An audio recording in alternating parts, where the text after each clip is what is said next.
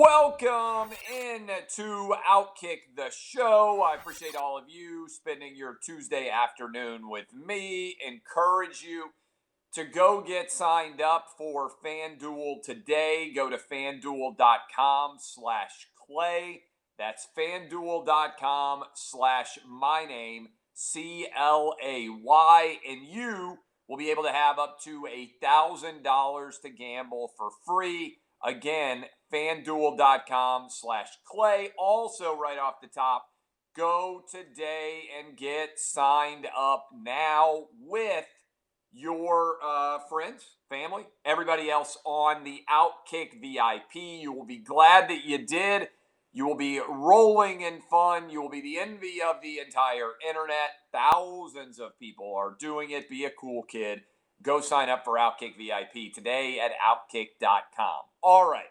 We have got a lot to get to on this Tuesday. There are so many different things going on, but we begin with disaster in the Titan kicking game last night that finally was rectified in Monday Night Football. Okay, last night.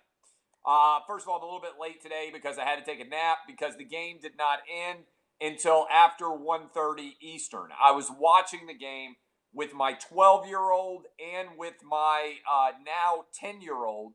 He literally turned from 9 to 10 during the course of this game. Just after midnight, as the Titans were driving, I turned to him and I said, hopefully the Titans are going to give you a decent birthday present now that the season is officially underway. And I turned to him. He had fallen asleep. I had to wake him back up. The 10-year-old, he literally just turned 10 during the course of this game. And we were sitting there in disbelief over the 3 missed field goals from Stephen Gostkowski. Guys, there were 6 full seasons where Stephen Gostkowski did not miss 3 field goals for the Patriots. This was the first time since 1968 that anybody was in their first game as a kicker and they missed 4 kicks, 3 field goals and an extra point from this guy. They left 10 points on the field.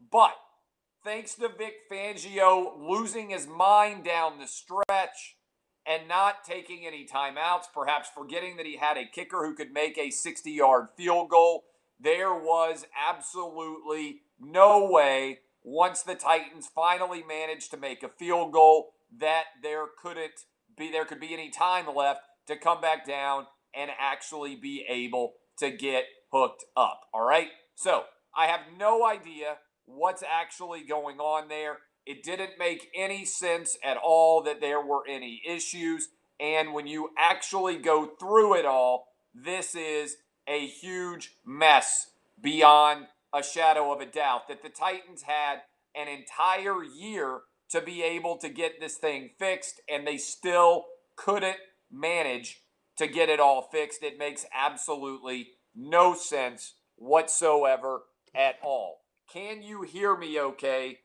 on Facebook? Let me go ahead and get the sound turned all the way up. Let me know if you can hear me okay on Facebook here as I am talking about the game going on right now. Hop in the comments. Give me a thumbs up if you can hear me okay on Facebook.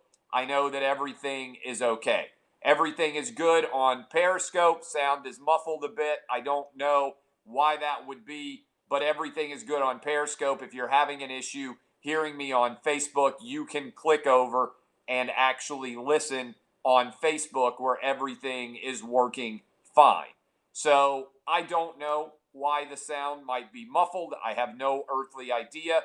Audio guy is going to lose his mind. The fact that there is audio issues at all is in many ways frustrating because I don't control any of that in the larger context. Okay, so when you actually go out and consider that the Titans had forever to figure out a solution to the kicking game, and then they couldn't figure out still how to do it, it was a total mess that they didn't have a solution in place. They managed to dodge this disaster. Gostkowski came back and on his 4th kick finally actually made it.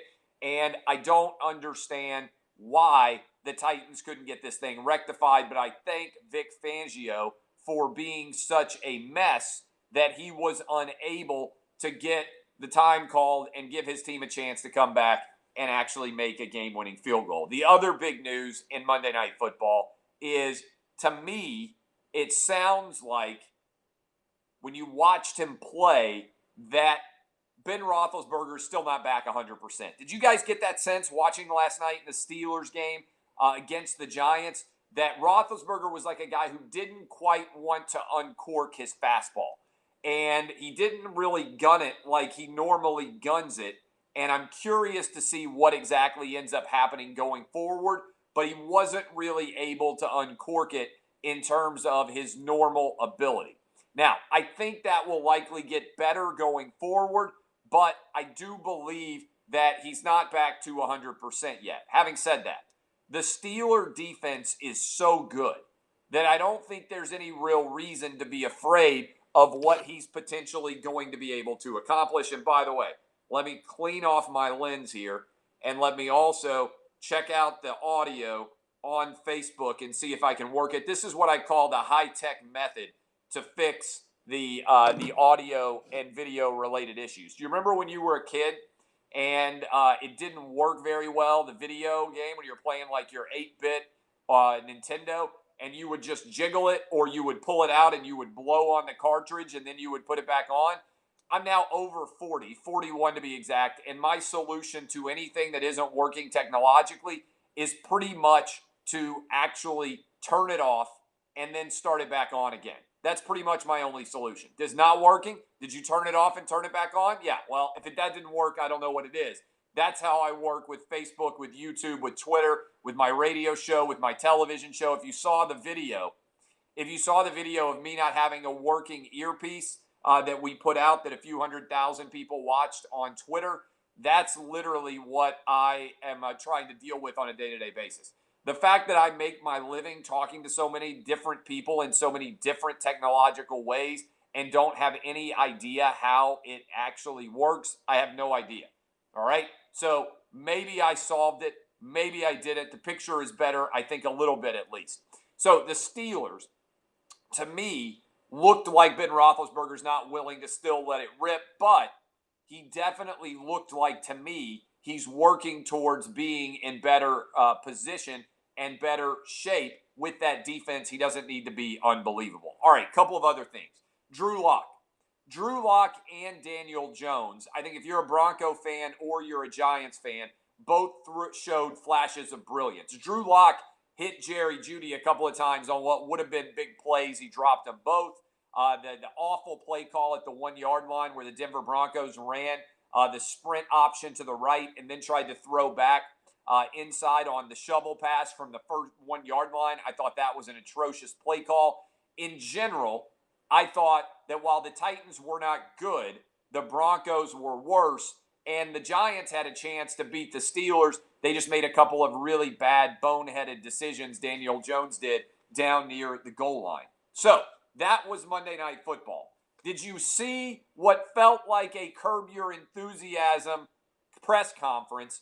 The president of the University of Nebraska thought he had a mic that was not on. And instead of treating all mics as if they are live, he made the decision to basically announce to everyone that the Big Ten is planning on announcing a return to football this afternoon. That was pretty awesome.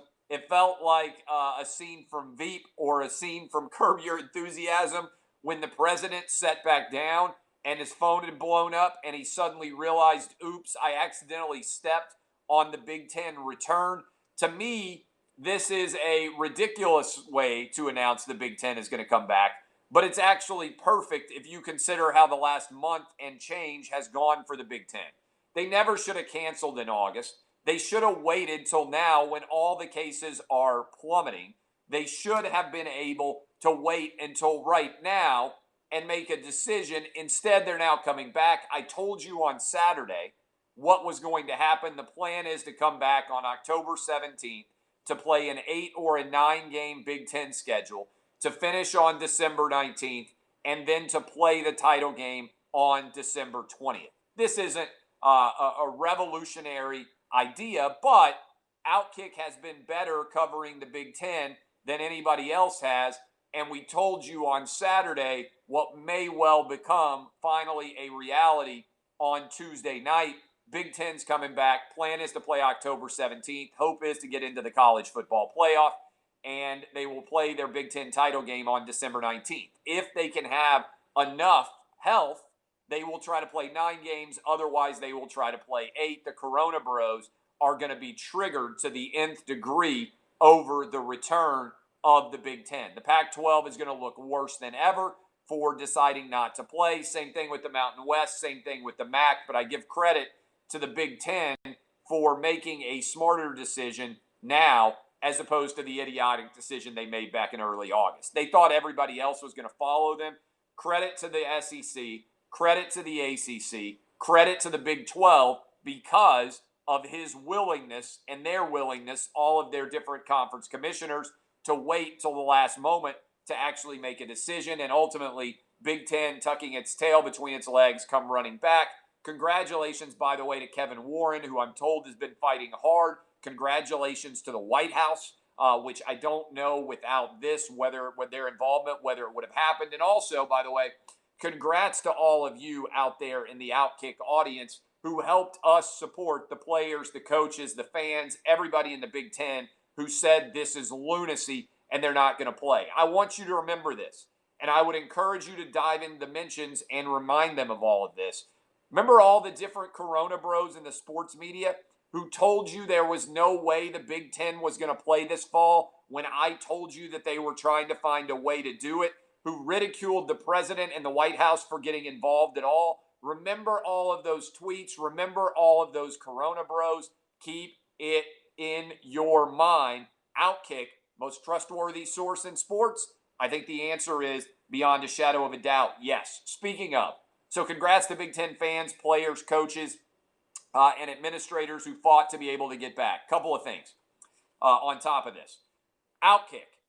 It's amazing to me how many athletes have remained completely silent over 2 different police officers being shot in LA in cold blood. Absolutely doing nothing wrong. They were ambushed. They were shot in cold blood. They're lucky to be alive.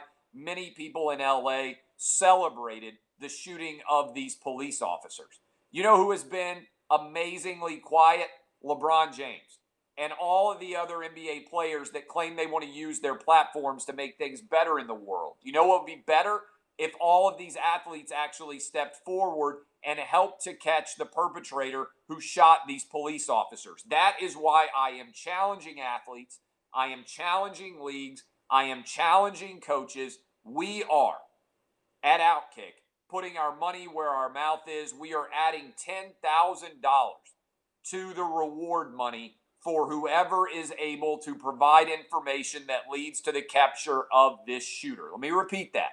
At OutKick, we are providing $10,000 more on top of the reward money that already exists to bring the coward who shot and ambushed these officers to justice. We are putting our money where our mouth is. We support police officers at OutKick.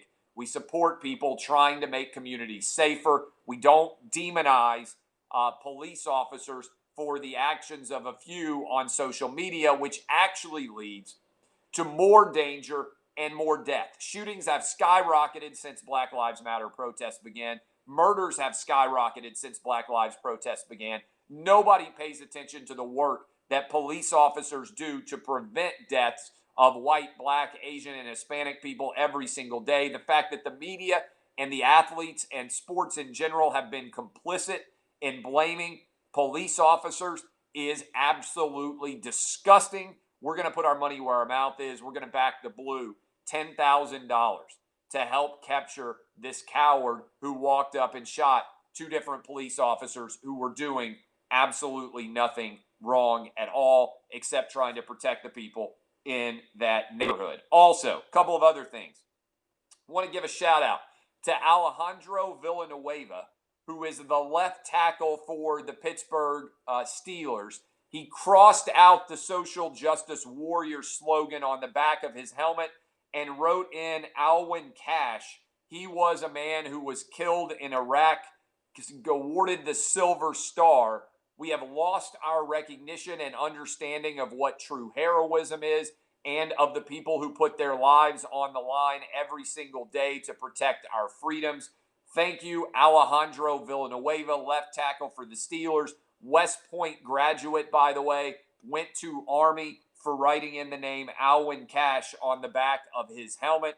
He was killed in Iraq, Cash was, and received a Silver Star. Great for him. Speaking of ridiculousness, in Ohio, on 9/11, high school football game, 2 different players were suspended for running onto the field on 9/11 with flags that honored the police and the fire department.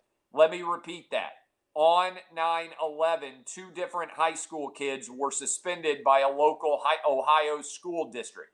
After OutKick wrote about it and other places covered it as well, the Ohio high school rescinded the suspension and apologized for not allowing those football players to run on the field with flags, again, might I mention, on 9/11 to support the police and the fire department. Without our coverage, I don't know that that ridiculousness would have been overturned. Thank you again for supporting OutKick and allowing us to actually try and make the world reasonable, even in a fundamentally unreasonable time. Also, I have told you this was coming. I have talked about it. I have written about it. The Corona Bros were upset about the idea. We know now, at least according to Coach Ed Ogeron, that there is now possibly herd immunity with LSU. So many of the football players have already gotten the coronavirus. None of them had major health-related conditions involved in it, that now they believe they have herd immunity for the start of the season next week in college football. Other schools likely have herd immunity as well, such as Texas Tech, such as Clemson. And as a result, I can't wait for the SEC and all the top teams to be officially playing. I want to reiterate something that upsets the Corona Bros, which is all of the kids testing positive for COVID have absolutely nothing involved or concerned or in any way any major health-related issues. We have got tens of thousands of people testing positive on college campuses, no kids in hospitals, no kids on college campuses that have had serious health concerns. I got to tell you, beyond a shadow of a doubt, the way that the positive tests have been covered on college campuses represents a fundamental failure of the sports media and the media as a whole, not understanding probability, not understanding risk, not understanding analysis. The Corona Bros are taking another one on the chin. Again, props to the Big Ten for coming back. We are going to let the Corona Bros have it at OutKick. I cannot wait to actually be rolling back with the Big Ten. And I want all of you to remember who has been the biggest advocate for Big Ten football coming back. Crazily, welcome to 2020. This guy, Clay Travis, biggest fan and advocate of Big Ten football in the entire media. I want you all to remember that wherever you are across the country, I'm fighting battles that matter, that most other people in my industry won't fight. I appreciate all of you. As we finish off the show today, go sign up for the OutKick VIP. Fight a battle for us. We announced 2 new hires today, Greg Couch and also Jason King. Both of those guys are going to do fantastic work for us. We continue to expand our influence and our employment opportunities for people out there because our audience continues to skyrocket because of guys like you and girls like you. Go sign up directly and support us. Also, if you don't want to sign up, you should be an OutKick VIP, but if you don't want to do it, you can go gamble. And you can do it under my name, FanDuel.com/Clay, FanDuel.com/Clay. You get a $1,000 free roll in gambling. You'll be glad that you do it. I appreciate all of you. My name is Clay Travis. DBAP unless you need to SBAP. Kisses to all of you. Thank you for watching. Thank you for listening. And thank you for supporting OutKick. Congrats to the Big Ten for being back. And thank you guys for helping me fight the battles every single day against the Corona Bros in sports media and beyond. This has been OutKick the Show. I got to get on my television show now next door here on OutKick with Fox Bet Live. Big wins for me last night thanks to the Titans. Hope all of you had a great day. And again, congratulations. Congratulations to my middle son, turned 10 years old last night during the middle of the Titans game. It's a lot of fun to watch it with him. My 10-year-old and my 12-year-old were saying, what in the world is Vic Fangio doing? I'm glad they weren't on the mic and able to make decisions along with many other kids who play Madden and understand how to manage a clock. Kisses, DBAP, unless you need to SBAP. Happy birthday to my son, and I hope all of you are having a fantastic Tuesday. I got to go do television. See y'all.